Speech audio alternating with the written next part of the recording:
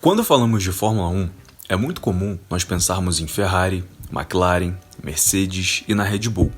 Mas também temos que lembrar da Williams. Com quase 50 anos de história na Fórmula 1, a equipe do Reino Unido evoluiu junto com a categoria e marcou história junto também com os pilotos que nela competiram. Quem começou a acompanhar a Fórmula 1 nos últimos anos e viu apenas os resultados recentes pode não saber, mas a Williams é uma das equipes mais tradicionais e vitoriosas da categoria. A história da Williams na Fórmula 1 teve início em 1977, quando Frank Williams, após algumas tentativas frustradas de estabelecer sua presença na principal categoria do automobilismo, uniu forças com o engenheiro Patrick Head para fundar a Williams Grand Prix Engineering. Essa parceria marcou o início de uma história e uma trajetória que se tornaria uma das mais notáveis na história da Fórmula 1. Na sua temporada de estreia na Fórmula 1, a equipe Williams utilizou o carro da March e teve o piloto belga Patrick Neve como sua única representação nas pistas. Este foi o ponto inicial de uma jornada repleta de desafios e conquistas para a equipe. Para a temporada de 1978, Patrick Head projetou o primeiro carro da Williams, o FW06. A equipe contratou Alan Jones, vencedor do Grande Prêmio da Áustria na temporada anterior, pela equipe Shadow, que estava devastada após a morte de seu piloto principal, Tom Pryce. A primeira corrida de Jones pela equipe foi o Grande Prêmio da Argentina, onde ele se classificou em 14º lugar, mas abandonou após 36 voltas devido a uma falha no sistema de combustível. A equipe conquistou seus primeiros pontos no campeonato 2 corridas depois, no Grande Prêmio da África do Sul, quando Jones terminou em 4º lugar. A Williams conquistou seu primeiro pódio no Grande Prêmio dos Estados Unidos, com o Jones em segundo, 20 segundos atrás da Ferrari de Carlos Reutemann.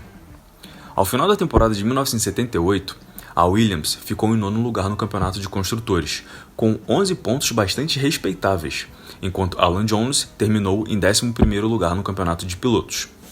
Apenas 3 anos após seu início na Fórmula 1, a Williams já conquistava seu primeiro título.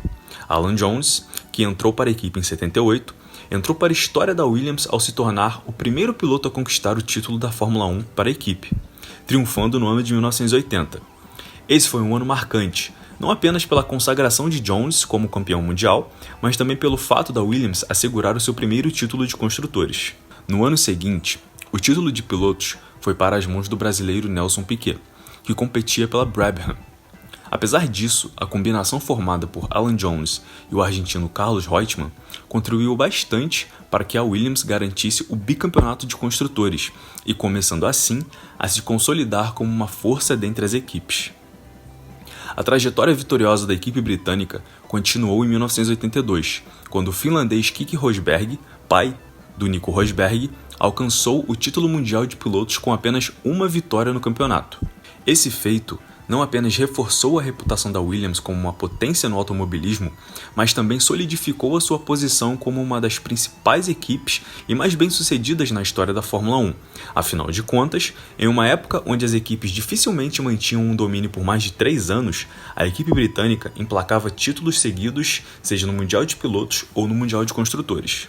Após ótimos primeiros anos, os anos de 83 e 1984 foram bastante frustrantes para a Williams, que não venceu nenhum título. A dupla composta por Keke Rosberg e o francês Jacques Latifi não conseguiu se posicionar na briga pelo título, marcando um período de transição para a Williams na busca pela glória na Fórmula 1. No entanto, em 1986, a equipe britânica retomou sua trajetória vitoriosa ao conquistar o campeonato de construtores, com Nelson Piquet substituindo Rosberg e formando uma parceria dinâmica com Nigel Mansell. O ano de 87 foi particularmente memorável para a Williams, pois viu Nelson Piquet superar seu companheiro de equipe, Nigel Mansell, na batalha pelo título de pilotos, tornando-se tricampeão mundial. Essa notável conquista também marcou o 4º título consecutivo da equipe no campeonato de construtores. A temporada de 87 não apenas testemunhou a excelência individual de Piquet, mas também reforçou a capacidade da Williams de manter um desempenho excepcional como equipe, uma vez que levou seus 2 pilotos a competirem entre si no campeonato. Após o título de Piquet em 87, a Williams precisou enfrentar 3 grandes problemas, sendo eles Ayrton Senna, Alain Prost e a poderosa McLaren, que dominaram a categoria, não dando chances a Williams e a nenhuma outra equipe. O jejum da equipe durou até 1992, quando Nigel Mansell, após sua passagem pela Ferrari, marcou o fim desse jejum, com a conquista esperada do título na Fórmula 1. Nessa temporada, seu colega de equipe, Riccardo Patrese, terminou como vice-campeão, contribuindo para mais um título de construtores para a Williams, sendo o quinto àquela altura. Após um ano mágico de 1992, a Williams surpreenderia o mundo quando anunciava a vinda do então tricampeão mundial Alain Prost para a equipe. Na época, a Williams era a melhor equipe do grid, sem dúvidas. Com um domínio marcante e a vinda de Prost, ela mostrava que a equipe queria se manter no topo pelo maior tempo possível. Em 1993, o carro FW15, motor Renault, não deu chances a ninguém, uma vez que Alain Prost dominou a temporada com 7 vitórias e se sagrou tetracampeão, e Damon Hill, que entrou no lugar de Nigel Mansell após sua saída para a Indy, deram mais um título na disputa entre as equipes ao time de Frank Williams. Após o fim da temporada de 93, Prost se aposentou, e no dia 11 de outubro do mesmo ano, a Williams enfim apresentava o tricampeão mundial Ayrton Senna. Ele afirmou na época estar realizando um sonho, pois considerava os carros da Williams de outro planeta. Ao longo da temporada de 93, Senna manteve negociações com Frank Williams, o dono da equipe que havia lhe dado a primeira chance de guiar um carro de Fórmula 1, ainda no ano de 1983, em Donington Park. Frank ficou decidido a contar com Ayrton para 94, mas ainda precisava chegar a um acordo com Alain Prost. E por acordo, você pode entender bem como uma forçada aposentadoria ao francês, que tinha contrato até o final de 1994, e só aceitou sair com a condição de receber o salário combinado. Prost não guiaria um carro da Williams por 1 metro sequer em 94, mas acabou ganhando centavo por centavo do seu contrato. A parceria entre Senna e a Williams não atendeu infelizmente às expectativas desde o início. Com a proibição de auxílios eletrônicos nos carros, exceto o câmbio semiautomático, a equipe perdeu parte significativa de sua eficácia. Além disso, o modelo FW16, projetado por Adrian Newey, não se destacou como um dos mais inspirados. Nos anos anteriores, Newey, sempre criativo, trabalhou sob a supervisão de Patrick Head, mas em 1994, o sócio/fundador optou por uma abordagem mais flexível. Esse período marcou uma fase desafiadora para Williams na Fórmula 1. Com problemas aerodinâmicos, Senna mostrou dificuldades evidentes ao pilotar, especialmente em superfícies de asfalto ondulado. O poderoso motor Renault e o talento incontestável de Ayrton o fizeram conquistar a pole position nas 3 primeiras corridas da temporada. E foi na terceira corrida, em Imola, no GP de San Marino, no dia 1º de maio de 1994, que Senna, pela Williams, perdeu o controle de seu carro, que teve uma barra de direção quebrada e se chocou com um muro na curva Tamburello. Naquele momento, ele havia tentado reduzir a velocidade, descendo de 300 para 200 km por hora.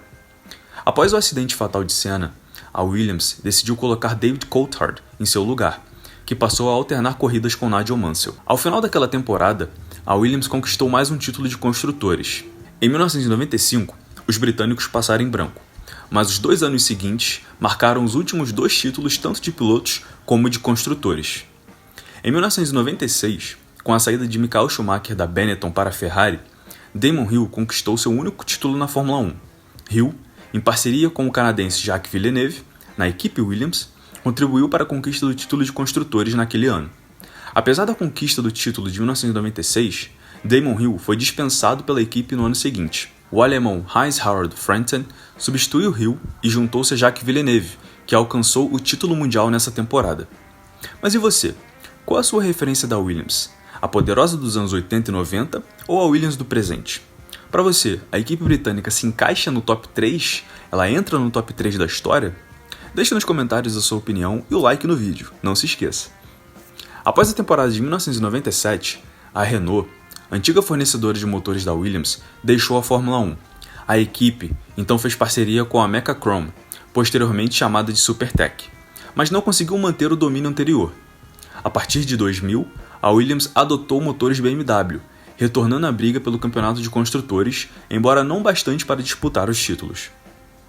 A parceria com a BMW perdurou até 2006, quando a equipe passou a utilizar motores Cosworth, resultando em um modesto 8º lugar no Mundial de Construtores. Entre os anos de 2007 e 2009, a Toyota forneceu motores à Williams, mas a equipe permaneceu distante do sucesso histórico na Fórmula 1. As temporadas seguintes viram parcerias com Cosworth e Renault, no entanto sem sucesso em impulsionar o desempenho da equipe. Durante o declínio da Williams, os brasileiros Rubens Barrichello, Bruno Senna e Felipe Massa integraram a equipe, porém não conseguiram replicar o sucesso alcançado por Nelson Piquet, que foi campeão pela equipe em 1987. Após anos e anos no ostracismo, sem títulos de pilotos e construtores, a Williams teve uma breve reação no ano de 2014, com os novos motores turbo-híbridos, alcançando a terceira posição no Mundial.